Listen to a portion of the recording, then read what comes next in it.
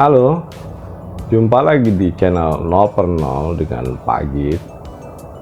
Kali ini Pak Git juga tidak membahas yang berat-berat ya, tapi masalah ringan tapi yang berhubungan dengan sosial ekonomi masyarakat dan kondisi masyarakat yang ada di sekitar kita gitu.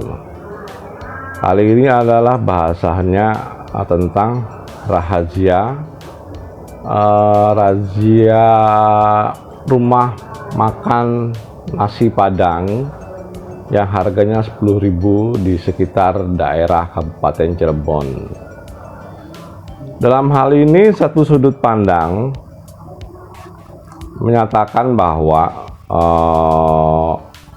ada sebagian lembaga atau perkumpulan gitu ya, saya tidak menyebutkan perkumpulannya, bolehlah menjual tapi jangan terlalu rendah dengan harga segitu, karena paketan yang sementara ini ada itu adalah 13-15.000, jadi jangan sampai menjual di angka 10.000. Nah, ada sudut pandang tersebut, artinya ada perkumpulan atau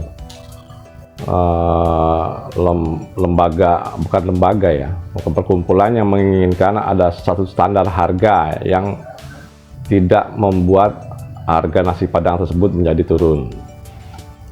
Tapi dari sudut pandang lain kita bisa melihat bahwa mengapa mereka akhirnya menjual hingga dengan angka 10.000. Angka 10.000 nasi Padang itu artinya dalam hal ini tingkat daya beli masyarakat dengan paket yang tadi mungkin di 13-15.000 itu menurun ya toh. 13-15.000 tadi menurun hingga terpaksa mereka harus menurunkan harga. Menurunkan harga ini dengan catatan saya tidak tahu kondisi persisnya di lapangan ya, tapi pasti menurunkan harga ini dengan strategi lain, misalnya ayamnya dikecilin atau nasinya dikurangin, ada beberapa hal lagi yang lain. Nah, tentunya karena saya mendapat info tidak langsung dari lapangan, yang jelas strategi-strategi tadi tentang pengurangan atau namanya pengurangan porsi makannya atau porsi bentuk ayamnya itu kan pasti akan terjadi supaya penjualan ini bisa terjadi berkesinambungan, artinya penjualannya laku dan barang yang dijual juga habis, yang tadinya itu berdasarkan menurut mereka sendiri adalah karena daya beli masyarakat kita menurun. Kalau dilihat dari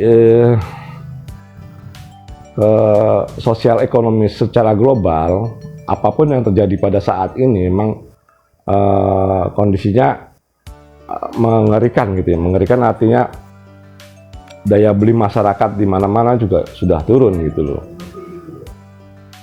Pada umumnya dan rata-rata seperti demikian.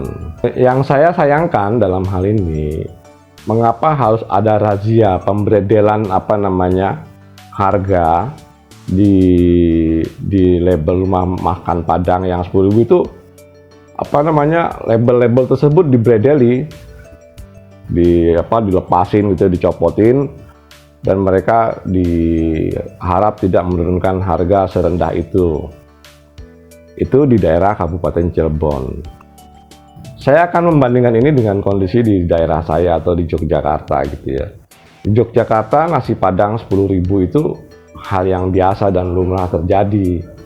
Karena memang mungkin faktornya adalah satu, kebanyakan mahasiswa yang beli. Kedua, gaji atau UMR di daerah Yogyakarta itu kecil, jadinya mereka juga para pengusaha itu menyiasati gimana supaya usahanya tetap berjalan dalam kondisi yang terjadi saat ini. Ekonominya terjadi saat ini adalah daya beli masyarakat itu menurun. Sepertinya dalam hal ini mungkin dari saya nggak begitu paham siapa yang sebetulnya berwenang dalam hal ini, itu ikut turun langsung gitu loh. Maksudnya dari dinas atau dari pemerintah itu turun langsung, artinya begini, dalam kondisi seperti ini ekonomi susah dan kondisi rakyat juga daya belinya menurun, kenapa harus terjadi hal-hal diskriminasi seperti ini? Ini kan sebetulnya akan membahayakan. Kalau mereka mau bersaing, sebetulnya ya bersainglah secara sehat gitu, tidak perlu mengeluarkan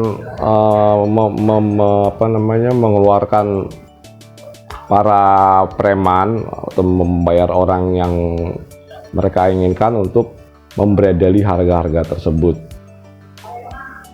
Ini sebetulnya kan udah persaingan bisnis yang sebetulnya kalau secara kita pandang dari sudut luas gitu, bisnis yang tidak ada patokan harganya. Mereka mau jual 5.000, mereka mau jual 6.000, mereka mau jual berapapun terserah gitu loh. Jadi tidak ada patokan harga yang pas, kecuali kalau sudah ada paguyuban yang mengatur hal itu.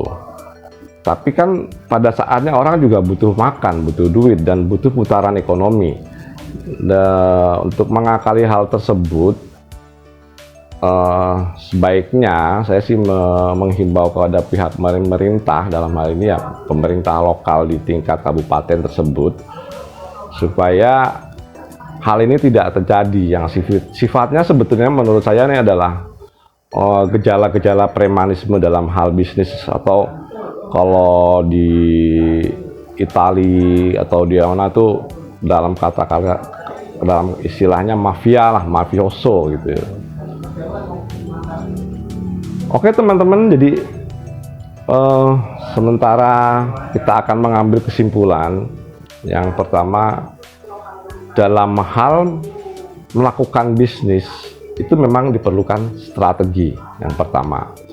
Jadi kalau dengan trik yang pertama atau plan A itu tidak menghasilkan, maka diperlukan plan B, merubah, ya termasuk tadi merubah harga karena kondisi ekonominya tidak stabil. Kedua, perlu pengamanan. Dalam hal ini perlu pengamanan dari pihak pemerintah supaya tidak terjadi yang namanya premanisme dalam hal jual beli atau dalam hal bidang bisnis ini ya. Nah, menurut saya dengan kedua hal tersebut itu sudah cukup gitu, dengan adanya dan strategi dan pengawasan dari pemerintah tentang premanisme, supaya premanisme sebetulnya ini bentuknya ada premanisme ya, kalau menurut saya ini tidak terjadi. Jadi mungkin ada hal lain yang teman-teman pikirin, bisa masukkan kritik dan saran buat saya. Sementara saya saat ini hanya mengambil dua kesimpulan tersebut saja. Untuk itu saya tetap berharap pada teman-teman memberikan saran dan kritik kepada saya, dan saya ucapkan terima kasih.